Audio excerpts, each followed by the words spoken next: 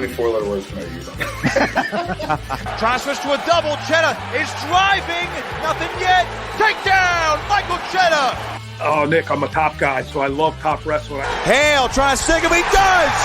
Maximus Hale the fall. So I think that wrestling is the greatest sport on earth. What's going on, everybody? It's Nick Kosko with On3 Sports. Another great match in the books. Beat the Streets. Got to give them a shout out for the main event.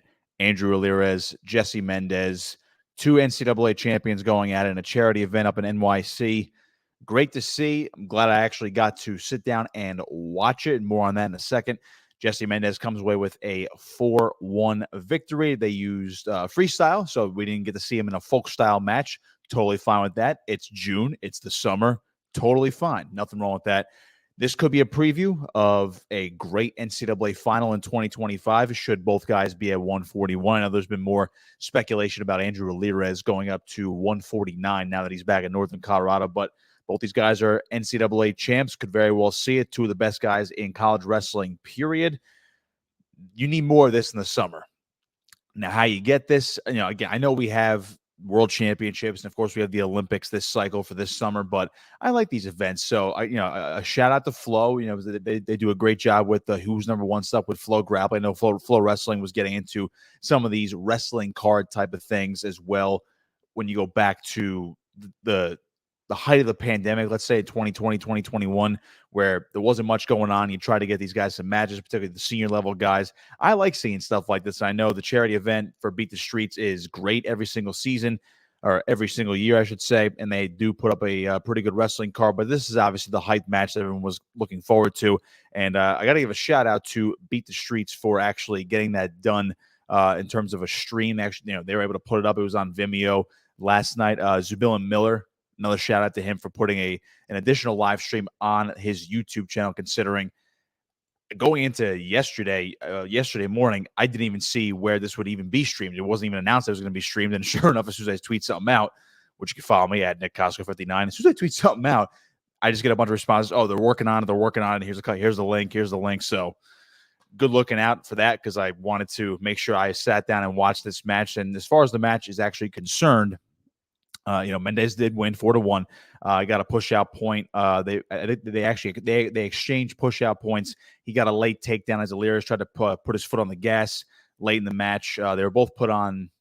Actually, no. I take that back. They were both hit for passivity. Okay, so there wasn't any push out points if I remember correctly. I think there was one actually. There was. Okay, so my brain was fried just right there. So they had two. There was two passivity points, and then Mendez got a push-out point. He was up 2-1, and then he had the decisive takedown at the end to go up 4-1, ultimately win the match 4-1. So very defensively wrestled by both guys. Both guys really couldn't really break the hand defense. A couple shots in there. Great defensive wrestling from both guys. And again, I know it's freestyle, so the folk style increment wasn't in play. This match might play out a little bit differently if they see each other this coming collegiate season, wherever that may be. But I thought it was a great match by both guys. Nothing flashy, nothing dramatic. Both guys are very stout in their wrestling. We saw Jesse Mendez do that throughout this last season for Ohio State, which ultimately led him to victories over a guy like Bo Bartlett twice, in the Big Ten finals, and of course the NCAA finals. And he also said this before the match. He said this on Justin Bash's podcast, which you can check out as well. He said that he was excited to wrestle Alirez in this scenario. And again, I know it's freestyle and it's not folk style, but he was able to get his hands on it. Because again, I think Mendez anticipates that Alirez would stay at 141. Now, again, that's to be determined. Again, we're in June. Things could change. I would imagine he goes back to 141. That was his weight class the year before, and he wrestled 65 kilos for the Olympic trials back in April. So both guys are 141. That's great. Actually, they were both at 65 kilos, if I do say so. So I would imagine both guys go 141. If that's not the case, we're going to miss out on a potentially great NCAA final. But I like the way Mendez said, you know what, just going to let it fly. I would like to get my hands on him, in case he beats me, in case I beat him. I want to feel him out, because then I'll have an idea of what to look for if we meet each other again in the collegiate season. And it's great to see that both these guys are already looking ahead to that next college season. And it just hypes these things up. So when match analysis aside, when you look at a match like this, we need more of it. And again, Beat the Streets does a great job. Other outlets have done similar things. I know Stalemates has done wrestling cards with guys that were past college stars and these other guys. So multiple outlets have put together these types of cards. I think wrestling fans would welcome this type of action between current college guys if they are representing their regional training center. They throw on a random single if they can't necessarily represent the college, of course, out of the season. But I like it. I really enjoyed it. The production was. It was, I'm just glad I was there. I wish we had some commentary. Hey, you can hit me up for that next year if Beat the Streets is watching this. I'd be more than happy to do it and make the quick drive up to NYC to do that. But I liked it. My guy Jason Bryan was there as always. This guy's everywhere. I feel like he's in a different country every other week doing some wrestling event, and all of a sudden he's back in there for Beat the Streets. So good to see that as well. Not much else to say from the match itself, other than the fact that we could see this again in the college season. And again, I like these wrestling cards. I think we need more of them just to really hammer on that point. And I'm glad the two guys in Andrew Alirez and Jesse Mendez hyped this up going into it. They're posting on social media. There's no bad blood between these guys at all. You don't necessarily need bad blood to sell it.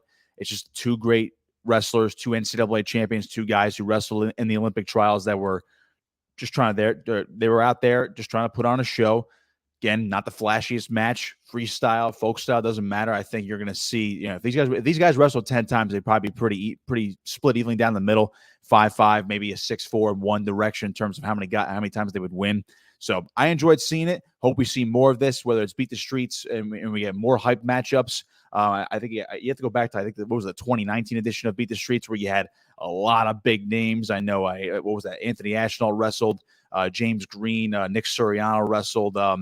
His name escapes me right now. I think it was Joe Colon and Suriano won, but then that was the big thing about Suriano when he came out of winning his name. Both guys won national titles for Rutgers that year, and Nick Suriano was about to start going into the freestyle scene. He beat Joe Colon, who's won medals in the past. So if you get back up to that type of hype again with Beat the Streets and these other outlets in the summer, I think you could really satisfy the appetite of wrestling fans all year long. Again, it's a good way to kind of build things up just to get ready for the Paris Games here in 2024 as well. So that'll do it for me until next time, until we get another big wrestling event or some more wrestling news. Of course, we're going to keep an eye on the transfer portal here at On3, any other coaching news, of course, and we'll see if we can get some guests on, of course, when we go through the summer leading up to the next wrestling season late this fall and into the winter of 2024. So follow me on Twitter, like and subscribe this video on YouTube. Check out on3.com as well. I'm Nick Kosko saying so long for another edition of On3 Wrestling.